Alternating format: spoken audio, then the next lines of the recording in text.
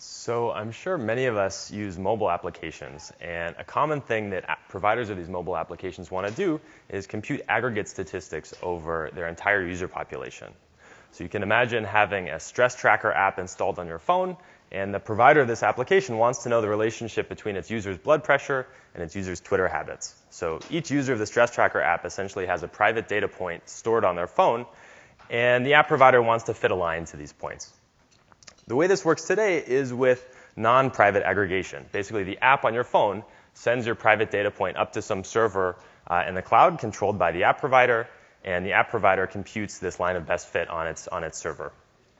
So this is good in that the app provider actually gets the right answer, but it's bad in that the app provider actually learned much more than it needed. It just wanted this aggregate statistic or this line of best fit, but instead it got everybody's private data. So in this talk, I'm going to be describing a system called Prio for private aggregation. And the way the system works is it has a number of aggregators, so a number of servers that are going to be non-colluding. So you can imagine the Play Store running one server and the app provider running a second server. And clients, instead of just sending their data in the clear to the app provider, they're going to split their data using a cryptographic secret sharing scheme that I'll describe. And they'll send sort of one piece of their data to each of the two aggregation servers. So even though neither server actually sees the private client data, the aggregators are going to be able to collaboratively compute the aggregate statistic of interest without learning anything about the client's private data. So the aggregators get the right answer. The stress tracker app still learns this line of best fit, but it doesn't learn any private client information. So to define the problem a little bit more precisely, let me say it like this. We have a bunch of devices. So think of millions of mobile phones. And each phone has its private data point, so call it xi. We have some number of aggregation servers. Again, think of the Play Store maybe and the app provider that want to collaboratively compute some function over all of these xis. And whatever system we come up with needs to satisfy a bunch of properties. So it should be correct in the sense that if the servers do the right thing, they actually get the right answer. They actually compute the aggregate statistic. It should be private in the sense that if one of the servers is honest, so if you have at least one good aggregation server, the server should only learn the aggregate function. They shouldn't learn anything about the client's individual data besides the aggregate statistic itself. And the system should also be robust against malicious clients. So what I mean by that is that if you have, say, a malicious client that submits a data point that's sort of way off the charts, so a blood pressure reading, say, that's way higher than it should be, in an attempt to sort of skew the aggregate statistic, we'd like to prevent that from happening. So I'll say malicious clients in some sense have bounded influence on the aggregate statistic. And I'll try to make that more precise as we go. And the last property, which is sort of obvious to all of us here, is that it should be efficient. It should be fast enough to run on real computers. So it shouldn't use a ton of public key crypto, maybe apart from TLS to set up secure channels. And it should handle sort of thousands of submissions per second on a single server. And I think Prio is exciting to us because it's really the first system for private aggregation that achieves all these properties at the same time. And furthermore, it does so while supporting a pretty wide range of aggregation functions that I'll describe towards the end of the talk. So it doesn't support everything, but a wide range of useful functions. So it does so with two new sort of technical contributions. The first is a cryptographic tool we call a secret shared non-interactive proof, or a SNIP. The idea here is that a client, when it sends its encoded data up to these aggregation servers, the client proves to the servers that its submission is well formed in such a way that the servers don't actually learn what the client sent. So the reason we can do this efficiently is because for this application, we don't actually need the full power of traditional, more heavy cryptographic tools. We can do with something much lighter because we have these non-colluding servers. The second technical contribution are sort of encodings, ways to encode the client's data points such that we can reduce the problem of computing an interesting function privately, so think of linear regression or something, to the problem of just computing private sums. So if you have a system for computing private sums, you can do actually much more interesting things. There's a bunch of really interesting related work on private aggregation that sort of solves different aspects of the problem. So there's systems based on additively homomorphic encryption and secret sharing, on general purpose multi-party computation, on anonymous credentials and anonymous tokens, and on randomized response to achieve differential privacy. I think none of these systems achieve all the four properties that we sort of set out to achieve, but they all sort of tackle different parts of the problem, and we actually draw on much of this prior work in constructing the system. So in the remainder of the talk, I first want to sort of introduce a straw man scheme for computing private sums that actually gets us much the way to the final system. And then I'll talk about how we provide robustness with this new tool before I give the evaluation results and talk about more complex statistics. So as a warm-up, think of the problem of computing private sums. So every device holds some value xi, and we want to compute the sum of all the xi's. So as a toy example, think of privately measuring traffic congestion. Again, this is just a toy example, but it'll lead to more interesting things. So you could imagine every user encodes their location as 1 if they're on the Bay Bridge and 0 if they're not on the Bay Bridge. And then the sum of the xi's gives you the number of users who are on the Bay Bridge at a particular moment in time. So just the problem of private sums. It turns out there's a very straightforward way to collect this statistic in a privacy-preserving way. So we're going to have a number of servers, and we're going to assume these are the aggregation servers, and we're going to assume that they're non-colluding, or equivalently that at least one of the servers is honest. Again, think of the app stores running one server and the app providers running another one, or think of putting 3 different servers in 3 different privacy-friendly countries. However you get them, you need at least one of the servers to be honest. The clients interact with this system in the following way. So each client comes online, it has its private data value. So this client's value is 1, meaning that it's on the Bay Bridge. And it splits its value into shares using a cryptographic secret sharing scheme. What that means is it just picks 3 random numbers that sum to 1 and mod something. So in the real system, we use a big prime, but for now, let's just keep it simple. The point of a secret sharing scheme like this is that you need all 3 shares to actually recover the client's private value. So if you only have 2 of the 3 shares, you don't learn anything about what the client's private value is. So to make this into an aggregation scheme, the client splits its secret into these 3 shares and sends one of the shares to each of the servers. Each aggregation server holds an accumulator that's initialized to 0, and it adds these shares into its accumulator upon receiving them. So the next client can do the same thing, splits its secret value into shares, sends 1 share to each of the servers. The servers then aggregate the shares, and so on for the rest of the clients. So at the end of the day, the aggregation servers can just basically publish their shares publish their accumulators, and by summing up the accumulators, you actually recover the sum of all of the client's private values. So all of the randomness of the secret sharing scheme cancels out, and you're left with just the sum of the xi's. So for this example, the servers would learn, say, that there's 3 phones that are on the Bay Bridge, but they don't know which 3. So let's see how we did. In this strawman scheme, it already sort of satisfies a bunch of the properties that we wanted. It's exactly correct in the sense that the servers get the right answer. It provides privacy in the sense that the servers learn nothing but the sum of the xi's. It's very fast. There's no heavy crypto going on here. But it doesn't satisfy this notion of robustness against malicious clients. In fact, malicious clients can sort of arbitrarily corrupt the statistic that we compute. So to see that, remember that the client's private value is supposed to be a 0-1 value. It's supposed to be either 0 if you're not on the Bay Bridge or 1 if you are. But a malicious client can do whatever it wants. So it can send shares of a large value, say. If it does so, if it sends sort of malformed shares to the servers will happily aggregate them and basically corrupt their accumulators. Making this even worse is that it only takes 1 bad client to corrupt the sum, and this sort of corruption is undetectable until the end of the day. Users often have incentives to cheat in this way, say if you're doing this to collect private ad statistics or something, and the typical defenses that I'll mention in a second are often costly. So this sort of motivates a new technique to provide robustness against malicious clients that we call secret shared non-interactive proofs. So before I describe how these proofs actually work, let me describe how we use them in Prio to provide protection against malicious clients. So using SNIPs, the Prio system works basically the same as the strawman scheme in the beginning. The client splits its value into shares and sends 1 share to each of the servers. But now, before aggregating these shares, the servers want to somehow check that their shares are well formed, that if they added up what they have, they would get something that sums to either 0 or 1, and not a big value or a negative value or something weird.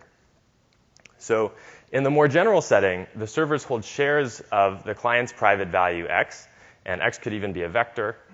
The servers hold some arbitrary public predicate, I'll call it valid, that we express as an arithmetic circuit, doesn't matter if you don't know what an arithmetic circuit is, but just think of a public predicate that sort of defines what it means for X to be a well-formed encoding. And the servers want to test if this predicate holds on X without actually leaking X. So for a running example, this valid predicate just tests whether X is either 0 or 1.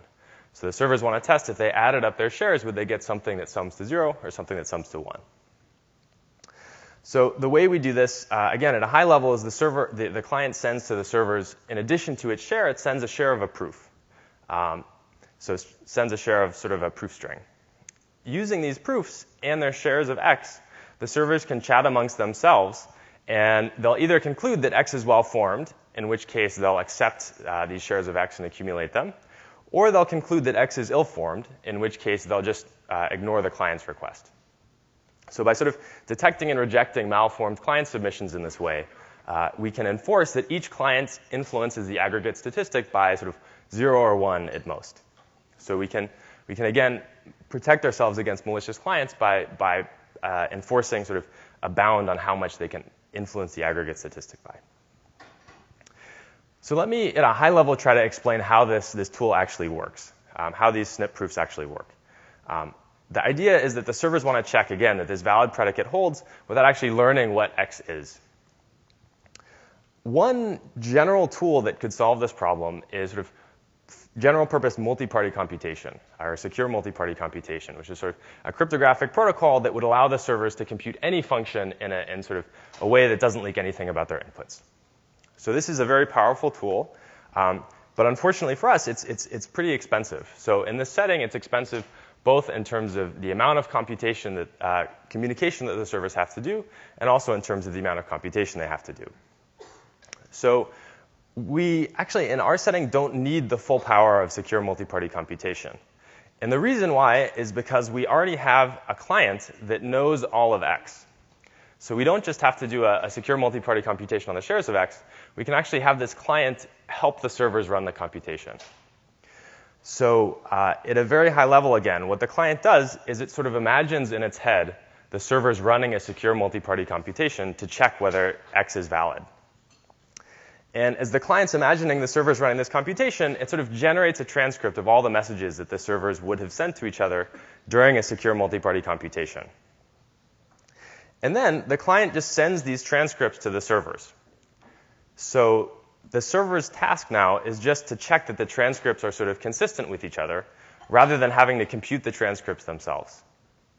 So the reason at an intuitive level why this is useful is that checking a transcript is much, much easier than generating it. So if I give you the answer, it's often easier to check that the answer is correct, at least in this setting, than to compute the answer yourself. So let me try to explain why checking is easier than generating in this case. Again, it's going to be at a pretty high level. But what we can do is have the servers generate what is essentially a randomized digest of the transcript. So think of sort of a randomized hash of the transcript and their inputs. And we construct these digests in such a way that if X is valid, they'll sum to 0. And if X is invalid, they'll sum to something non-zero with very high probability. So now the only task the servers have to do is check that these digests sum to 0. And if they don't, they can reject X. So we've sort of reduced the heavy computation to a very cheap computation. And the servers can check these digests using sort of a constant amount of communication and a constant number of rounds. So that's, again, at a high level how this works. I hope you check out the paper if you're interested for the details. I just want to talk now about the alternative tools you could use and sort of how we compare in terms of performance, at least asymptotically. So you could use sort of dishonest majority general purpose multi-party computation to do this sort of thing. The reason we don't is it requires a lot of public key operations at the servers. This parameter m here is basically the complexity of this valid predicate. So the slowdown over Prio is sort of orders of magnitude. You could imagine using sort of cryptographic commitments combined with general purpose non-interactive zero-knowledge proofs. Again, requires a lot of public key operations and a lot of communication. You could use fancier zero-knowledge proofs and commitments. So these are snark-type proofs, but these require still a lot of work at the client in terms of public key operations. So what we're able to achieve with this new technique is basically no public key operations for anyone. This is all information theoretic crypto, but it comes at the cost of sort of more communication between the client and the server. Although I should say, for specific types of valid circuits, it may even be possible to get rid of this communication. So we haven't explored it fully, but it seems possible. OK, so let's see how we did in terms of performance, how these sort of optimizations actually affect the system. To do so, we implemented this thing in Go with a bunch of optimizations described in the paper. And we ran it on a 5-server cluster in 5 different Amazon data centers. We set up the system to collect the sum of a bunch of 0, 1 values. So this is the sort of setting you'd use for collecting telemetry data, say, from a browser or a car or a phone in a privacy-preserving way. We implemented 4 variants of the system. So one that uses no privacy, where you just encrypt your data and send it to a server. One that uses no robustness. So that's the sort of straw man scheme I presented earlier. We implemented a full Prio system and a system that uses sort of classical non-interactive zero-knowledge proofs to get robustness. And these systems use 5 servers. In terms of performance, this is showing on the y-axis how many submissions per second this cluster can process, and on the x-axis how big the submissions are in terms of the number of integers we're sort of summing over. So the classical crypto schemes sort of get us a line that looks like this. Prio yields on the order of a sort of 50x performance improvement. The scheme with no robustness whatsoever is something like 5 times faster than Prio, so there's some cost to providing robustness. And then the scheme with no privacy whatsoever is sort of 10x faster than Prio. So there's definitely still a cost to privacy, but the cost is now more like 10x instead of 500x. So you still pay something, but you don't pay nearly as much as you did before. In terms of data transfer between the servers, these sort of classical approaches scale sort of poorly. And because of this new technique, the Prio servers don't need to talk to each other very much to process sort of any one client submission. So the last thing I want to do is just mention briefly how we go from computing private sums to computing sort of more interesting statistics in a privacy-preserving way. So there's been a bunch of work on this on private aggregation for more complex statistics. And sort of using known techniques, you can go from private sums to things like average, variance, standard deviation, even approximate, most popular, heavy hitters, min and max. You can train machine learning models. You can do least squares regression. And you can even do sort of one step of stochastic gradient descent, say, to train a more complicated machine learning model. A secondary contribution of this work is to provide sort of SNP-friendly encodings for these statistics. So using many of these techniques directly doesn't give you sort of an encoding type that's easily checked by these SNP proofs. So we sort of put a lot of effort into making sure that you could check these encodings are valid using a small arithmetic circuit. And we describe in the paper how you do that efficiently. I should mention that Prio can't compute all statistics that you would ever want efficiently. And you can even prove that is so in a certain sense. So for example, Prio does not compute exact median. So if you want exact median, you'll have to be OK with an approximation. But I'll refer you to the paper for details on that. So just to sort of remind you where we started and where we've gone, today the way aggregation works is you have to send all of your private data to some server in the cloud to allow the cloud to compute some statistic about you. With these systems like Prio, you're sort of sharing your trust amongst a number of servers with a guarantee that if at least one of the servers is honest, the only thing that the servers will learn about you is this aggregate statistic. They won't learn anything about your private client data itself. So I think many of us realize that the wholesale collection of sort of private, sensitive user data puts our security at risk. And Prio is really the first system for private aggregation that provides these 4 properties that are sort of more or less essential to deploying this sort of system in practice. Exact correctness, you actually get the right answer. Privacy in the sense that the only thing that's leaked is this aggregate statistic. Robustness against malicious clients. And efficiency in terms of not relying on a lot of public key crypto. So to do so, we rely on these 2 tools, secret shared non-interactive proofs and aggregatable encodings that sort of compose well with SNPs. And I claim that these techniques, sort of, when you put them all together, make these private aggregation systems much, much closer to practical than they've been before. So thank you, and I'm happy to take your questions.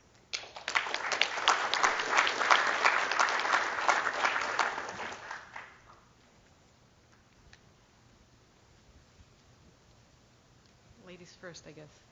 So very interesting work, nice presentation. So this is, probably 1,000 times at least more powerful than my computer science department, mini frame was when I was at my undergrad.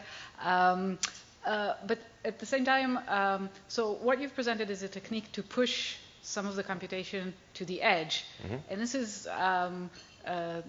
interesting because most of the work in security has actually been the opposite. Use the cloud, use the powerful, centralized, data centers to offload some of the security computations at the edges. Can you? Yeah. So I should have emphasized that a little bit more. So we're actually much more efficient in terms of computation at the edge also. So this is just one chart showing the amount of work the client has to do to generate this proof. And these two bars on the left are sort of using snark-type proofs and using sort of classical non-interactive zero-knowledge proofs. And this is another variant of Prio that's described in the paper, but we're essentially more than an order of magnitude faster in terms of the client computation as well. So we were very concerned about the client computation. What we're able to do, I guess the reason it works is because as long as you're not using a lot of public key crypto, the amount of client computation in absolute terms is very small. So if you have to do sort of a modular exponentiation per gate in the valid circuit or something, then it becomes impractical. But if you're just doing sort of one multiplication, like a 32-bit multiply for every gate in the circuit, it turns out that you can actually, even if you push some of the computation at the client, in absolute terms, it's still much faster than the alternative approaches would give you. Okay, so just how fast, how efficient? Internet of Things, can they, do Yeah, so this is we have some numbers in the paper with evaluations on a smartphone, and it's something like 1/100th of a second or 1/10th of a second for a relatively large data encoding. So you could imagine if an app is sending back telemetry data maybe once a day or 2 times a day, spending 1/100th of a second on that interval is maybe acceptable. Okay, thanks. Yeah, thanks. Hi, this is Hossein from ETH Zurich. First of all, thanks for the great talk, Henry. My question is regarding differential privacy, where you have the clients add some noise to the data and submit it to the single server. And in this scenario, you have multiple servers, right? And then added some communication, right? Mm-hmm. How would you, what is basically essentially what you're gaining from your system compared to the differential privacy setting? Yeah, so that's a good question. There's sort of two major differences. So the first is that the system gives you the exact statistic back, which is important when the absolute counts you're going to expect are going to be small. So for example, if you want to detect a rare failure event in a car or something, if you add a bunch of noise, you're going to lose that rare event in the noise. So the noise is going to overwhelm the signal. That's the first one. The second one is in the systems where the client adds the noise, you actually don't get this sort of cryptographic privacy. And the reason is because if you added enough noise to really mask the client's private data, you would again, completely lose the signal. So there's sort of these systems that add noise locally on the client have this fine trade-off between how much noise you add to sort of preserve the signal and how much noise you have to add to preserve the privacy. Whereas here we don't have to make that sort of trade-off. Thanks. Marco Canini from KAUST. Thanks for a very nice work. So I have a question regarding the predicates that assert the validity. So you were mentioning among the limitations that the aggregate functions cannot be universal functions. You cannot parse certain aggregate functions. I wonder if the similar limitation also apply for the predicates. Yeah, that's a good question. The predicates can be actually arbitrary. So there's no limitation on what predicate you can use. The catch is that the complexity of generating the proof grows with the complexity of the predicate as expressed as an arithmetic circuit. So simple things like checking that an integer is within a certain range is very easy. If you want to check that the integer is like the SHA-256 hash of something where that has a big circuit, it would be more difficult. But fortunately, for the types of functions that we want to compute, the encodings happen to be relatively easy to check. All right, let's thank Henry.